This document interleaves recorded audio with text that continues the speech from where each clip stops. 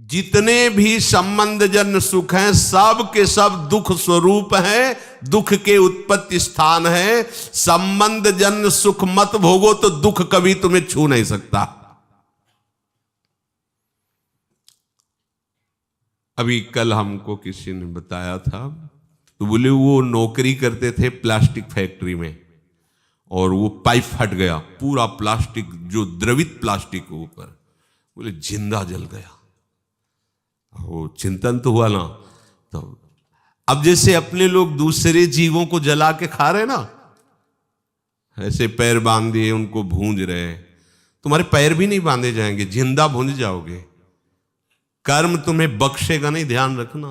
दुख यो नया रसेंद्री के स्वाद के लिए तुमने उन असमर्थ पशुओं को, पक्षियों को अपने स्वाद का कारण मान रहे हो, उनके मांस को। ठीक है, ले लो, मान लो इस जन्म में तो तुम ऐसे हो, लेकिन पीछे जन्म में तुमने किया ना, तो क्या परिणाम आया? प्लास्टिक, और वो भी द्रवित, मतलब गर्म पिघली हुई, सीधे पूरी है।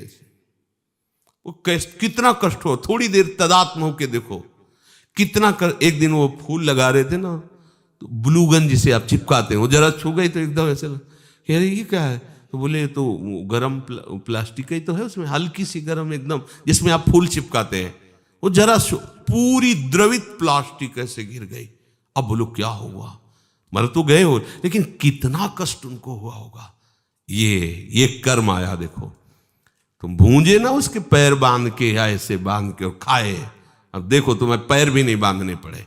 वो कर्म ने कैसे एकदम पूरा पाइप फटा, ऊपर पूरा गिरा, ले हो गया। सावधान दुख यो नया। अभी समझ में नहीं आ रहा तो मन मौज ले लो, मस्ती कर लो। ये मस्ती तुम्हारे लिए इतनी महंगी पड़ेगी, कोई साथ। अब बोलो कौन है वहां? परिवार, कोई भी, कोई धन संपत्ति, कोई भी साथ दे, पूरे शरीर में प्लास्टिक, गरम प्लास्टिक से पैक। कितना भयानक कष्ट, कितना भयानक कष्ट। ये एक कष्ट, ऐसे अनंत कष्टों को भोगना पड़ता है जीवों को। अब फिर नया जन्म होगा, उसको भूल जाएगा कि ऐसा पीछे कष्ट मिला था। जैसे अपने लोग मां के गर्भ से निकले तो कितना भयानक कष्ट, लेकिन याद है क्या? सब लोग वहीं से निकले, कोई नहीं याद। भगवान याद दिला रहे, दुख यो नया। किसी भी प्रकृति जन्य, अगर मुक्त होना है दुखों से, प्रकृति जन्य संयोग जन्य सुखों को मत भोगो, मत स्वीकार करो, तो तुम्हें कभी दुख भोगना नहीं पड़ेगा, पक्का। जब आप किसी वस्तु के भोगने की भावना करते हैं तो उसका अभाव प्रतीत होता है। अगर ये भोग मिल जाए तो मुझे, उसकी शुरुआत ही दुख से हो रही है, जलन से हो रही है, और उसके संयोग प्राप्ति में तुम्हारी जलन होने के कारण सुखानुभूति हो रही है, उसमें सुख नहीं है। तुमने कामना किया है, तुम उसके लिए व्याकुल हुए हो, संकल्प बनाया, इसलिए तुम्हें सुखानुभूति हो रही है, नहीं उसमें सुख। ध्यान रखना, वो भास ऐसा ही रहा है जैसे स्वप्न में। स्वप्न में लग रहा है बहुत अच्छा अच्छा खा रहे, पर पेट भरा क्या? कुछ नहीं। स्वप्न में भी तो सारी क्रियाएं होती, क्या होता है? कुछ होता है क्या? जागृत में ठीक वैसे ही भ्रम है। अगर तुम्हें उस सुखद वस्तु का भाव ना बने कि सुखद है, तो आपको कभी भी दुख नहीं मिल सकता। पर हम पहले किसी भी वस्तु, आज पूरा प्राणी समुदाय चेष्टा केवल सुख के लिए कर रहा है, केवल सुख के लिए। परिणाम सबको दुख मिल रहा है। जो प्रभु की तरफ चले वो धीरे धीरे दुख से निवृत्त होते हुए परम सुख की तरफ जा रहे हैं। भले आज शरीर दंड भोग रहा है पीछे के कर्म का, लेकिन आगे प्रकाश है, क्योंकि भगवत मार्ग में चल रहा है। वस्तु के अभाव का दुख जितनी जोर का होगा, मिलन में तुम्हें उतनी ही सुखानुभूति होगी। ये ब्रह्म ऋषियों का मनन है। वस्तु के भोग का जितना गाढ़ चिंतन होगा, उतनी तुम्हें उस भोग में सुख लगेगा, है नहीं? लगेगा। और जितना तुम उसमें सुख अनुभव करोगे, उससे अनंत गुना बढ़ के तुम्हें दुख मिलेगा। ये सिस्टम है, ये है नियम है, इसीलिए देख लो सब दुखी हैं, सब शांत हैं। भोगी व्यक्ति कभी सुखी नहीं हो सकता, दुखों से बच नहीं सकता, क्योंकि जितने भी भोग है सब दुख योनया, भगवान कह रहे हैं, भगवान के दुखालयम, यहां दुखालयम में तुम सुख भोगना चाहते हो, भगवान कह रहे हैं दुख योनया, हट जाओ, शरीर राग से हट जाओ, केवल जीवन निर्वाह मात्र, धर्म रक्षा के लिए, कर्तव्य पालन के लिए उचित शास्त्रीय विधान के अनुसार भोगों को स्वीकार करो, इसी जन्म में आनंदित हो जाओगे। अगर आप केवल भोगों में ही सुख मान करके रत हो तो परिणाम ताप संस्कार दुखैर गुण वृत्ति विरोधाच दुखमेव सर्वम विवेकिनः। तुम्हें 3 प्रकार के दुख वर्तमान में ही भोगने पड़ रहे हैं, देख लो। परिणाम दुख, पीछे जो कर्म किए उनका परिणाम भोग रहे हो। परिणाम दुख और ताप दुख और संस्कार दुख, ये 3 सुख भोगने वाले को भोगना ही पड़ता है। देखो, सुख भोगने वाले के लिए लिखा है, जो संसार में सुख भोगने की वृत्ति लिए हुए उनको ही अपने आप 3 दुख भोगने पड़ते हैं, परिणाम दुख, ताप दुख और संस्कार दुख। संपूर्ण विषय भोग आरंभ में सुख रूप सबको प्रतीत होते हैं। कोई भी कर्म जब हमारा बनता है तो उसमें हमारा लक्ष्य होता है सुख। कोई न कोई ऐसा कर्म बना जो सुख के लिए हमने पाप कर्म किया, सुख भोगने की भावना से पाप कर्म बना, और वही कर्म आकर के दंड देता है। ध्यान रखना, चाहे कोई हो, कोई भी हो, कितना भी बड़ा महापुरुष हो, इस शरीर रचने के समय उसके उस कर्म संस्कार को रचा गया है। इतनी अवस्था में तुम्हारे ये रोग होगा, इतने ये प्रारब्ध भोग है, ये आएगा, अपना रूप विस्तार करेगा। लेकिन ये भजन का, ये भगवत शरणागति का प्रताप, वो बस कवच बन करके उसकी रक्षा करता है, ना उसे भय होने देता है, ना शोक होने देता है। अब ये शरीर छूटा, पीछे सब गोदाम में आग लग गई, अब उसमें एक भी कर्म ऐसा नहीं जो जग सके या नवीन हमें बंधन दे सके, खत्म। आगे जो कर्म हो रहे हैं भगवद अर्पित हैं, वो खत्म। प्रारब्ध जो है धीरे धीरे खत्म होता जा रहा है, और उसको कैसे भुगवा रहे? कृपा कवच से। सत्य कहते हैं, अगर प्रियाजू की शरण में ना होते तो रोज हम ऐसे जलते जैसे कि तवा में रोटी सेकी जाती है, ऐसे जलते और मनाते कि ये शरीर छूट जाए तो अच्छा है, मनाते। कहाँ इतनी अर्थव्यवस्था, कहाँ ऐसी सेवा, कहाँ ऐसा हृदय की विश्राम स्थली, कहाँ हृदय को लगाते, किस पर लगाते? जिस पर लगाया था वही धोखा दे रहा था। क्या होता थोड़ी देर भी तो बिल्कुल एकदम जैसे जल में कमल का फूल रहे, ऐसे प्रियाजू रख रहे। संपूर्ण विषय भोग आरंभ में सबको सुख रूप प्रतीत होते हैं, और वही कर्म, वही विषय भोग परिणाम में महान दुख प्रदान करता है। एक सत्य घटना, ब्याह हुआ, पत्नी आई, तो जैसे परस्पर स्त्री पुरुष आसक्त हो जाते, ऐसे पति आसक्त हो गया।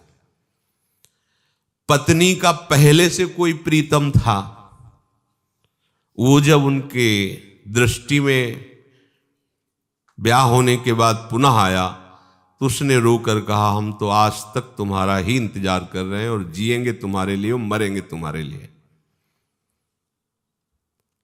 अब ये तुम सोचो कि तुम्हारा प्यार कैसा है। तो उसने कहा, इस बार हिसाब हो जाएगा, हम मायके आ रहे हैं, वहीं बुलवाएंगे इनको।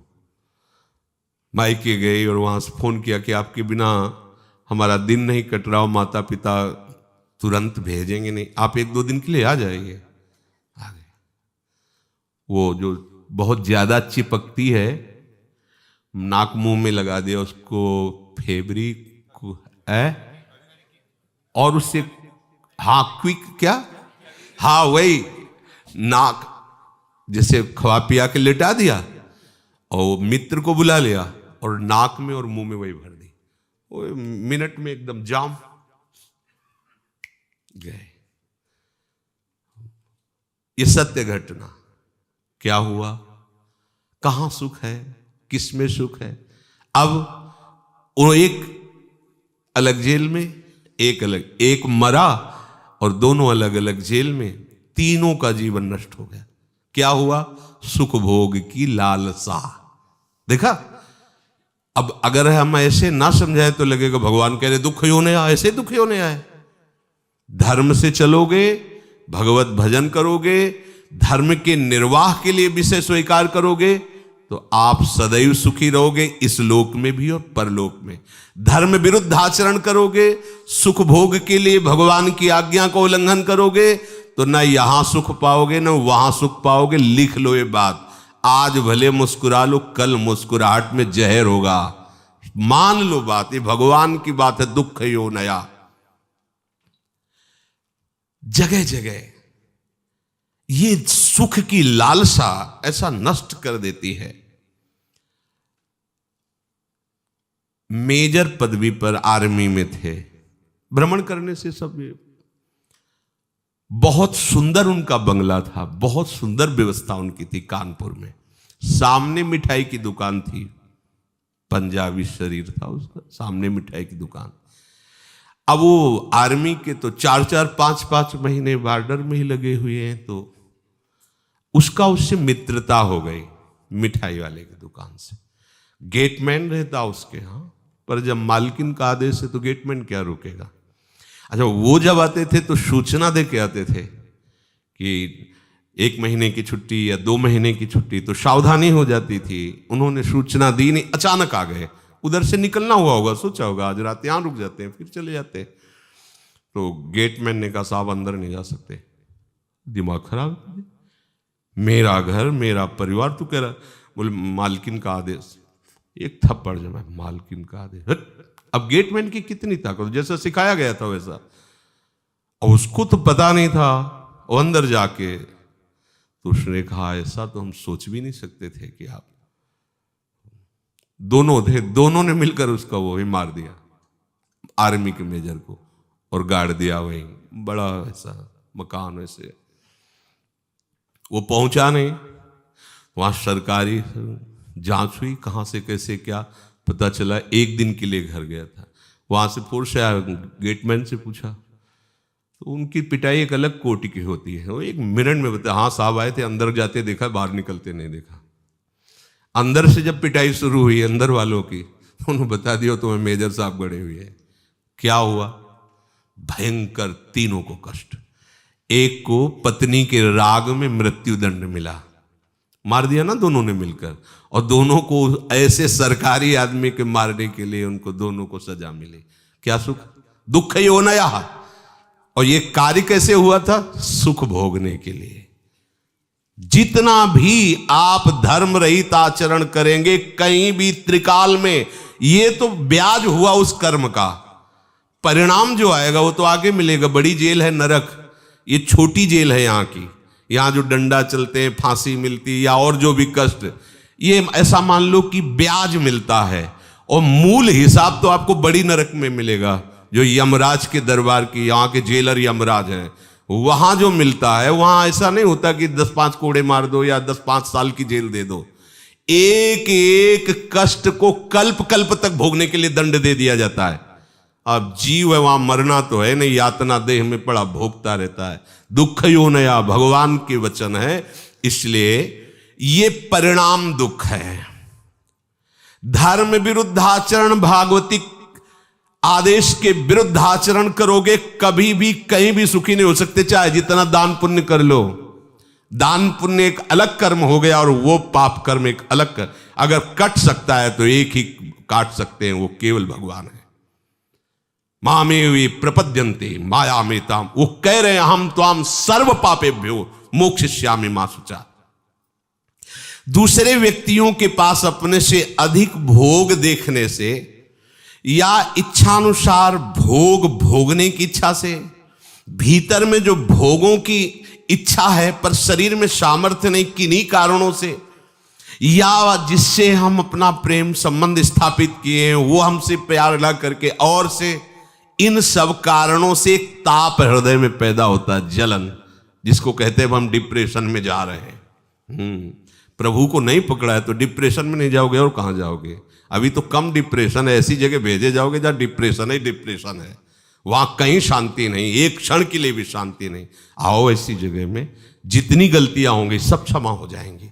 बहुत करुणा में सरकार है, अति उदार भी सुंदर। मान लो इनकी शरण में हो जाओ, दुख से बचने के लिए शरण में हो जाओ। भगवत प्राप्ति, परमानंद और प्रेम, ये तो सब आगे की बातें। इन दंडों से बचने के लिए हो जाओ कि ये राष्ट्रपति हैं, जैसे न्यायालय से पास हो गया कि अब इसे फांसी मिलेगी, राष्ट्रपति माफ कर सकता है। अहम त्वाम सर्वपापेभ्यो, आओ तुम सर्वधर्मान परित्यज्य मां में खुला दरबार है श्री कृष्ण का। कह रहे आ जाओ, माफ कर दूं। अरे चल पड़ो ना, काहे को पीछे लौट रहे हो? पीछे लौटोगे हर जगह धोखा ही धोखा है। पाए जान जगत में सब जन कपटी कुटिल कलयुगी टंचु। ये ताप होता, जलते रहते हैं। कौन कौन सा?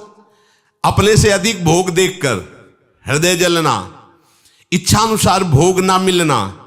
इच्छानुसार भोग है पर भोगने के सामर्थ्य। बड़े लीला बिहारी, जब भूख थी तब भोजन ले, जब भोजन है तो भूख ले। लीवर खराब, ये खराब, वो खराब।